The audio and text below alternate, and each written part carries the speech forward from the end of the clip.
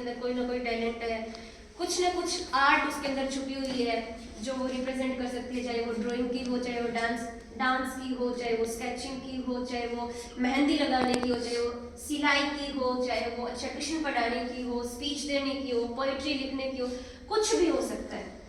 तो उस चीज को हम किस तरीके से सबके सामने हाईलाइट कर सकते हैं, क्योंकि आज आपको भी पता है कि सोशल मीडिया का कितना ट्रेंड है। मतलब अगर आपके अंदर हुनर है कुछ दिखाने का, अगर आपको आता है कुछ करना, तो आप सोशल मीडिया के जरिए दूर दूर तक उस चीज को क्या कर सकते हैं, फैला सकते हैं, कर सकते हो ना। लेकिन कहीं ना कहीं हमें नॉलेज नहीं होती, हमारा सर्कल नहीं होता। आज अगर आप इंस्टाग्राम पे देखोगे तो पेड प्रमोशन होते हैं और हमें जरूरत होती है उसकी, लेकिन अगर हमें एक ऐसा सर्कल मिल रहा है जहाँ पे आपको पेड प्रमोशन करवाने की जरूरत नहीं है, आप ऐसे ही अगर बोलोगे कि मेरा इस चीज में इंटरेस्ट है, मेरे को मेहंदी लगाना अच्छे से आता है, मेरा अकाउंट है, मैं चाहती हूँ कि वो मैक्सिमम लोगों तक पहुंचे, तो उसके प्रमोशन के लिए हम अच्छे से काम करते हैं। हमारा जितना सर्कल है, हमारे सर्कल का जितना सर्कल है, उसमें पूरी तरीके से उसको वायरल करते हैं। तब आप ये सोचो कि आपके अंदर कोई टैलेंट है, कोई स्किल है, आपने सोशल मीडिया पे हाईलाइट किया, आपने हमें मेंशन किया, हमने फिर जो हमारे सर्कल में उनको मेंशन किया, तो आपकी जो स्किल है वो कितने लोगों तक पहुंची होगी, और जब इतने लोगों तक पहुंचेगी तो कहीं ना कहीं से तो कोई ना कोई तो रिस्पॉन्स आएगा ना।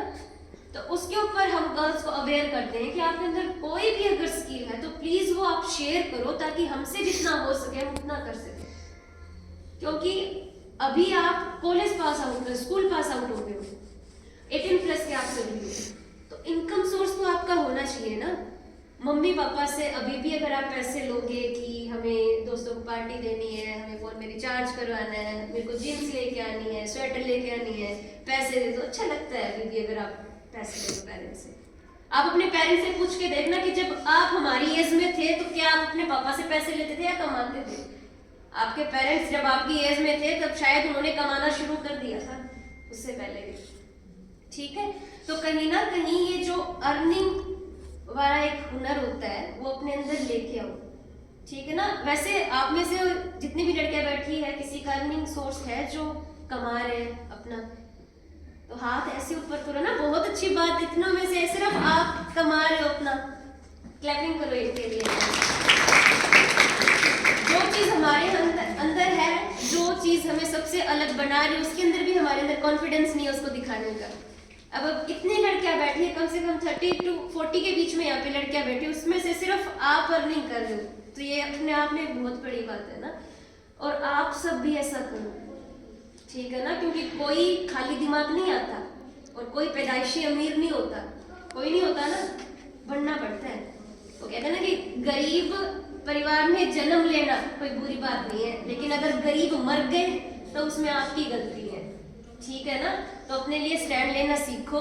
ये जो छोटे छोटे खर्चे लेते रहते हो परिवार से, है ना, तो ये जितना जल्दी हो सके उतना बंद कर दोगे उतना बेहतर है, उतना तभी तो फायदा होगा ना कि हाँ आपने स्कूल पास आउट किया, आपके पेरेंट्स ने आपको अच्छे स्कूल में पढ़ाया, फिर आप कॉलेज आ रहे हो, कॉलेज में क्या पढ़ रहे हो, रेटिफिकेशन, ये तो नहीं पढ़ रहे ना, ठीक है। सो वीरांगना का 3rd ऑब्जेक्टिव आपको समझ आया। वीरांगना का जो 4th ऑब्जेक्टिव है वो है गर्ल्स की एक यूनिटी क्रिएट करना। यूनिटी क्रिएट करने से मतलब है कि अभी हमारे साथ जितनी भी गर्ल्स हैं वो सभी अलग अलग एक्सपीरियंस के बिहाफ पे है, कोई स्कूल स्टूडेंट है, कोई कॉलेज स्टूडेंट है, कोई कॉलेज के प्रोफेसर है, कोई हाउसवाइफ है, हर एक का एक्सपीरियंस अलग अलग है, हर एक अलग अलग एज कैटेगरी से है, और इसमें कोई एज लिमिट नहीं है। ये नहीं कि आप बहुत छोटे हो तो इसके साथ ऐड नहीं हो सकते, आप बहुत बड़े हो तो इसके साथ ऐड नहीं हो सकते, आप कॉलेज स्टूडेंट हो तो आप इसके साथ ऐड नहीं हो सकते। इसमें कोई फुल टाइम काम नहीं करना होता, इसमें बेसिक चीजें करनी होती है जो मैं आपको लास्ट में बताऊंगी कि आप कैसे काम कर सकते हो इसके अंदर। सो यूनिटी क्रिएट हम क्यों करना चाहते हैं, क्योंकि हम ये चाहते हैं कि अलग अलग एक्सपीरियंस की लड़कियां इसके अंदर आए, उनकी स्ट्रगल लाइफ हम सुने कि वो क्या कर रहे हैं, उन्होंने अपनी लाइफ में क्या क्या फेस किया है, उनके अंदर क्या क्या स्किल है, उनके अंदर क्या क्या नॉलेज है, ताकि वो एकजुट होके हम किसी और की हेल्प कर सके। मान लो आप किसी एक चीज में अच्छे हो, ठीक है, तो आपको उसकी कोई जानकारी है, और कोई दूसरी लड़की ऐसी है जिसको कोई नॉलेज नहीं है उस बारे में, तो आपका एक्सपीरियंस कहीं ना कहीं उसको आगे लेके जाने में हेल्प करेगा ना। तो इसी तरह क्यों ना एक इतना बड़ा सर्कल बने गर्ल्स का, महिलाओं का, जिसमें एकजुटता हो, एकता हो, कोई जेलसी ना हो, कोई भेदभाव ना हो, किसी भी कास्ट को लेके, क्लास को लेके, मिडिल क्लास को लेके कोई रोक टोक ना हो। बस उनका मकसद एक ही हो कि अगर हम आगे जा रहे हैं तो हमारे साथ ये सभी आगे जाए। अगर हम एक स्टेप आगे रख रहे हैं तो ये भी मेरे साथ एक स्टेप आगे रखे। लेकिन ये होगा कब होगा ये? जब आप सभी बोलोगे कॉन्फिडेंटली, जब आप ये आपकी जो चुप्पी है ना, इसको जब तोड़ोगे। भगवान ने आवाज दी है, वरना आप ये सोचो कि इतने सारे बच्चे ऐसे भी हैं जो बोल ही नहीं सकते, है ना, वो इशारों से सब कुछ समझाते हैं। तो आप, भगवान ने आपको इतनी अच्छी आवाज दे रखी है, 2 दिन के लिए हमारा गला खराब हो जाए तो कैसी हालत होती है कि हम बोल नहीं पाते। मेरा खराब है, लेकिन मैं भी सोच रही हूँ कि देखो मेरा अगर अच्छा होता तो कितने और अच्छे से बोल पाते। बोलना भगवान का एक बहुत बड़ा आशीर्वाद है कि आप बोल सकते हो, मुस्कुरा सकते हो, तो इसको अच्छे से यूटिलाइज कीजिए। ये वीरांगना का एक, मैं कहूँगी कि सबसे बड़ा ऑब्जेक्टिव है कि यूनिटी क्रिएट करना। क्योंकि जब यूनिटी क्रिएट होगी तो इसके साथ साथ हर एक लड़की की एक अलग से पहचान बनेगी। यहाँ पे जितनी भी वीरांगनाएं खड़ी है, सबकी अपनी एक पहचान है।